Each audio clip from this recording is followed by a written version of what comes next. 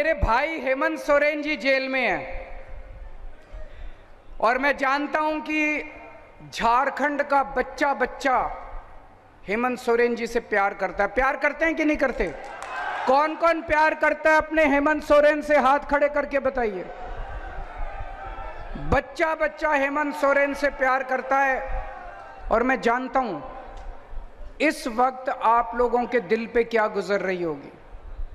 मैं आप लोगों का दर्द समझ सकता हूं कि आप लोगों को कितनी पीड़ा हो रही होगी कि आपके अपने हेमंत सोरेन, जिसे आप अपने परिवार का, जिन्हें आप अपने परिवार का हिस्सा मानते हैं, वो आज एक राजनीतिक षड्यंत्र के तहत मोदी जी ने उनको जेल में डाल दिया।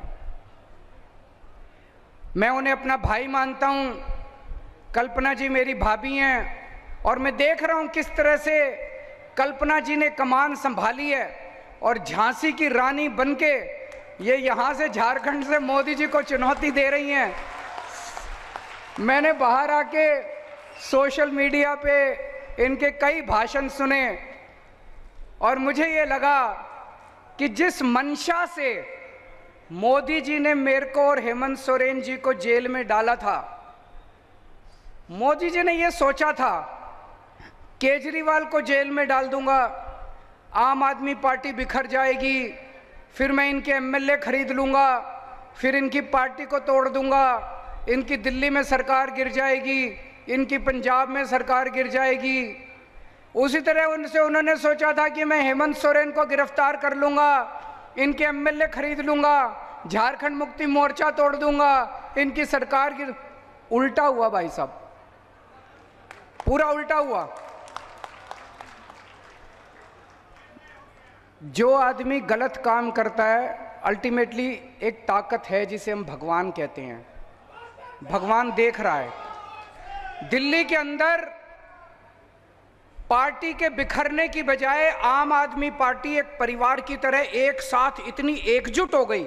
हमारे सारे एमएलए, सारे सांसद, सारे काउंसलर, जितने पार्टी के पदाधिकारी थे, सब एकजुट हो गए और डबल मेहनत के साथ मोदी जी को हराने में काम करने जुट गए। हमारी दिल्ली की सरकार नहीं गिरी, हमारी पंजाब की सरकार नहीं गिरी। उसी तरह से मैं अभी देख रहा था झारखंड मुक्ति मोर्चा, उन्होंने सोचा था झारखंड मुक्ति मोर्चा को तोड़ देंगे एमएलए, उल्टा हुआ। पूरे झारखंड के अंदर ऐसी ऊर्जा आई है, ऐसी ऊर्जा आई है मोदी जी को हराने के लिए कि पिछली बार तो 1 या 2 सीट आई थी, इस बार आपको कितनी सीट दोगे? कितनी सीट दोगे? कसम खा के जानी है आज 14 की 14 सीट इस बार इंडिया गठबंधन को आनी चाहिए। एक चीज है जो आप लोगों को भी नहीं पता, दिल्ली के लोग, दिल्ली के 2.5 करोड़ लोग हेमंत सोरेन जी के और झारखंड की जनता के तहे दिल से आभारी हैं। क्यों? कोरोना के टाइम में हेमंत सोरेन जी ने व्यक्तिगत तौर पे दिल्ली के लोगों की मदद की थी। हमारे पास ऑक्सीजन नहीं थी, ऑक्सीजन की दिल्ली में बहुत कमी थी, हमारे अस्पताल में बहुत लोग मर रहे थे।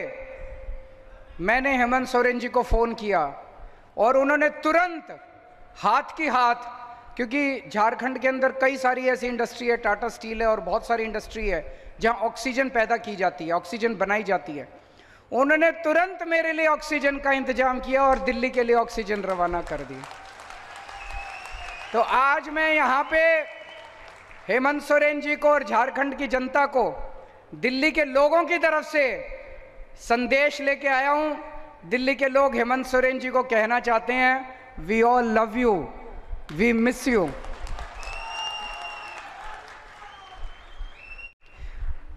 उन्होंने हेमंत सोरेन जी को जेल में क्यों डाला? जेल में आदमी क्यों जाता है? जेल में आदमी तब जाता है जब कोई अदालत जांच पूरी होने के बाद, मुकदमा चलने के बाद ये आदेश पारित करती है कि इस आदमी ने ये अपराध किया, ये आदमी दोषी है, इसलिए इसको जेल भेजो। इसलिए जेल जाता है कि नहीं है? कोई अदालत कहती है कि इस आदमी ने चोरी की, इस आदमी ने भ्रष्टाचार किया, इस आदमी ने डकैती की, इस आदमी ने मर्डर किया, इस आदमी ने बलात्कार किया, ये इसका दोषी है, इसको जेल भेजो। हेमंत सोरेन जी के पास खिलाफ कोई आदेश नहीं है अदालत का, एक भी आदेश नहीं है अदालत का। किसी अदालत ने ऐसा ऑर्डर नहीं पास किया कि हेमंत सोरेन दोषी है। कोई अदालत नहीं है जिसने हेमंत सोरेन को दोषी कहा है। अभी जांच चल रही है, 10 साल जांच चलेगी, फिर क्यों हेमंत सोरेन को जेल में डाला?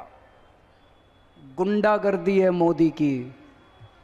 गुंडागर्दी के तहत ऐसे तो किसी भी पक्का को भी पकड़ के जेल में डाल देंगे। ये तो गुंडागर्दी चला दी पूरे। मेरे खिलाफ क्या दोष है? कोई दोष नहीं है।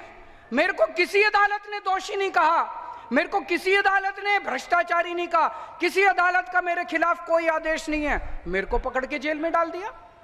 कल को किसी चंपई जी को जेल में डाल देंगे, इनको जेल में डाल देंगे, किसी को भी पकड़ के जेल में डाल देंगे। ये तो सरासर इन्होंने गुंडागर्दी मचा रखी है। मोदी जी आदिवासी समाज से नफरत करते हैं। हेमंत सोरेन जी केवल झारखंड के नेता नहीं है, हेमंत सोरेन जी पूरे देश के आदिवासी समाज के सबसे बड़े नेता हैं।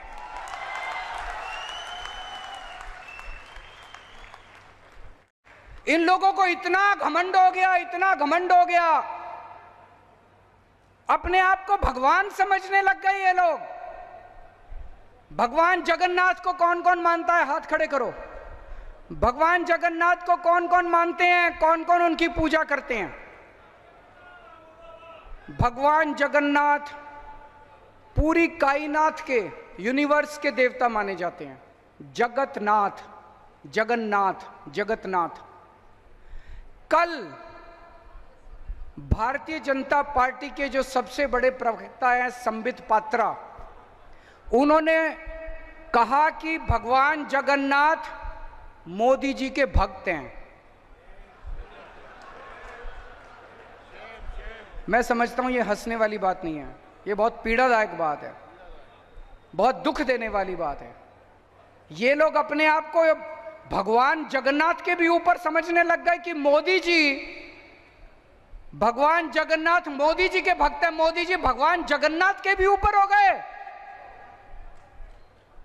इस बार इनको बदला तो मिलना चाहिए, इस अहंकार का तो नीचे लाना चाहिए। होना चाहिए कि नहीं होना चाहिए? ये लोग क्या नारा लगाते हैं? जो राम को लाए हैं हम उनको लाएंगे। अरे तुम राम को लाए हो? इस दुनिया में कौन हमें लाया है?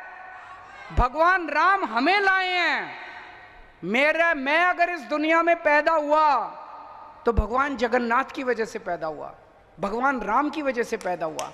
इस दुनिया के अंदर भगवान राम ने मुझे जन्म दिया, भगवान राम की वजह से मेरा आज इस पृथ्वी के ऊपर मेरा आना हुआ। और ये लोग कहते हैं मोदी जी भगवान को लाए हैं।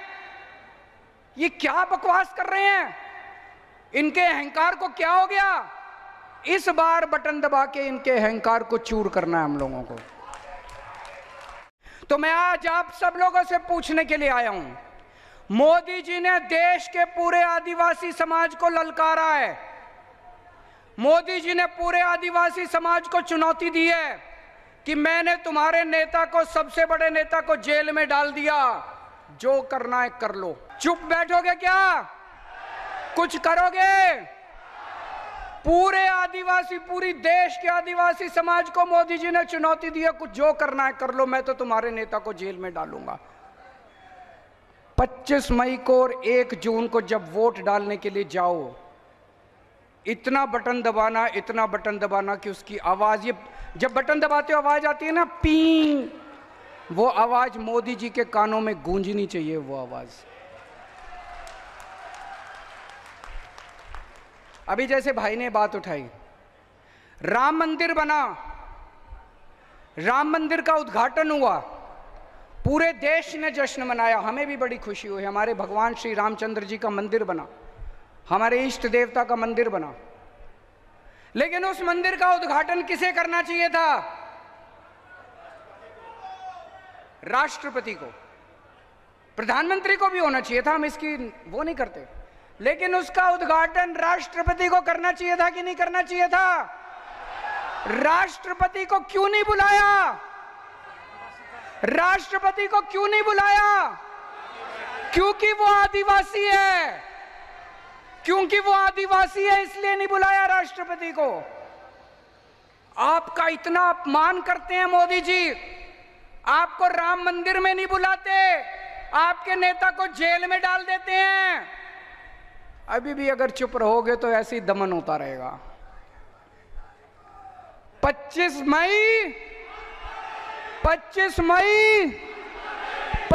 मई इस बार अगर एक भी सीट झारखंड से आई, अगर मोदी जी की एक भी सीट झारखंड से आई, तो ये दमन और बढ़ेगा आने वाले समय के अंदर।